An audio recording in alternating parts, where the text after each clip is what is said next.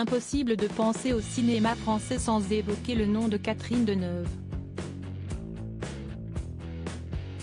Entre Belle de jour, 1967, Le dernier métro, 1980, Indochine, 1992, et de son vivant, 2021, l'actrice qui fêtera ses 80 ans en 2023 ne compte plus les chefs-d'œuvre dans lesquels elle a tourné.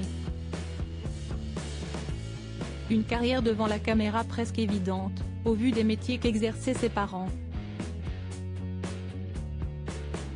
En effet, la star, de son vrai nom Catherine d'Orléac, a grandi auprès d'une mère pensionnaire au théâtre de l'Odéon et d'un père comédien et doubleur, appelé Maurice d'Orléac. À l'occasion de ce dimanche 26 mars, jour de la naissance de ce dernier en 1901 dans le 6e arrondissement de Paris, gala. FR s'intéresse de plus près à celui qui a donné la vie à l'une des étoiles du 7e art. Georges Maurice Edmond d'Orléac, dit Maurice d'Orléac, pousse son premier cri rue des 4 Vents, d'après son acte de naissance disponible aux archives de Paris. Son père, Alphonse, est un employé de librairie et sa mère, Berthe Marie Smaut, est âgée de 23 ans à peine et est mère au foyer. À ses 27 ans, il se marie avec l'artiste dramatique Marcel Faure le 22 décembre 1928. Leur union ne dure pas dans le temps et après avoir divorcé de sa première épouse, le jeune homme s'unit en secondes noces à la comédienne Renée Saimono, née Deneuve, le 8 février 1940. De leur mariage naissent leurs 3 filles. Françoise, en mars 1942, décédée dans un terrible accident de la route en 1967, Catherine, le 22 octobre 1943, et Sylvie en décembre 1946. La famille vit dans la très chic cité des Fleurs, située dans le 17e arrondissement de la capitale. Supérieur à les hommes de la vie de Catherine Deneuve. Maurice d'Orléac, un as du doublage de 1938 à 1977, Maurice d'Orléac tourne dans une quarantaine de films selon ce qu'indique le média Amomama, le plus souvent avec des rôles secondaires. On le retrouve ainsi en avocat dans La Goualeuse en 1938, en philosophe dans Madame et le mort en 1943, en médecin dans La femme nue en 1949, en directeur de radio dans Jamais 203 en 1951, en ministre dans Les Duranton en 1956, ou encore en professeur dans Le corps de mon ennemi en 1976. Sa dernière apparition à l'écran se fait dans le film Le juge Fayard dit le shérif, prêtant ses traits au personnage du président Chazeran. Dans sa biographie non autorisée intitulée Deneuve, l'affranchi, écrite en 2007 et reprise par l'Obs, le journaliste Bernard Violet dévoile par ailleurs que l'acteur aurait participé à 76 émissions de Radio Paris et à 2 courts-métrages propagandistes durant la Seconde Guerre mondiale, et fait l'objet, en 1945, d'une sanction d'indignité nationale. Dans sa déposition, il a dit qu'il s'agissait d'émissions de divertissement, non de propagande. Et qu'il devait nourrir sa famille, rappelle cependant Laurent Alain Caron dans son documentaire Catherine Deneuve, La discrète en 2018. Là où le comédien se fait surtout connaître, c'est dans le doublage.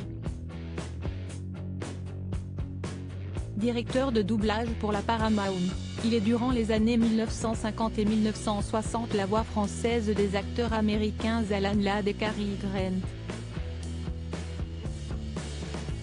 C'est d'ailleurs comme cela qu'il initie ses 2 filles aînées à l'univers du cinéma.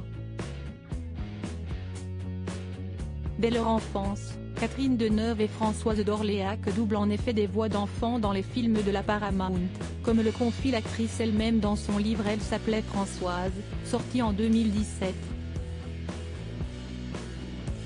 Maurice d'Orléac décède le 4 décembre 1979 à l'âge de 78 ans, à Paris, tandis que Catherine Deneuve tourne le drame de Claude Lelouch à Nous deux avec Jacques Dutronc.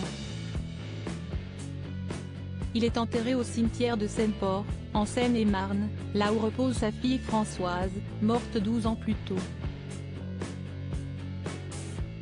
Catherine est un vrai sphinx. Les révélations de Maurice d'Orléac sur ses filles. Catherine Deneuve s'est peu exprimée dans la presse au sujet de sa relation avec son père. Mon père était fou de joie d'avoir des filles. Leur réussite était pour lui ce qu'il y avait de plus fabuleux, confiera-t-elle un jour aux médias, reprise par Téléstar. De son côté, Maurice d'Orléac avait fait quelques révélations au sujet de l'éducation de ses 3 filles en avril 1966 pour l'Écho républicain. Nous avons beau, ma femme, René Saïmono et moi, être des comédiens, nous avons élevé nos filles très bourgeoisement, avec des heures de repas et de travail bien réglées. Ce qui explique le légendaire port de tête altier de la star de 8 femmes, ainsi que son style très parisien qui a fait sa renommée. Maurice d'Orléac avait poursuivi en décrivant les différents caractères de Françoise, Catherine et Sylvie. Elles sont tellement différentes. Françoise n'a pas besoin de parler, son visage, son attitude, sa manière d'arranger ses cheveux ou son écharpe, traduisent son état d'âme, tandis que Catherine est un vrai sphinx. Allez donc savoir ce qui trotte dans son cerveau, avait-il commencé. Et de se souvenir de l'enfance de sa cadette, déjà quand elle était petite, elle gardait ses secrets, alors vous imaginez ce qui se passa quand a commencé sa vie de femme avec ses joies, ses drames.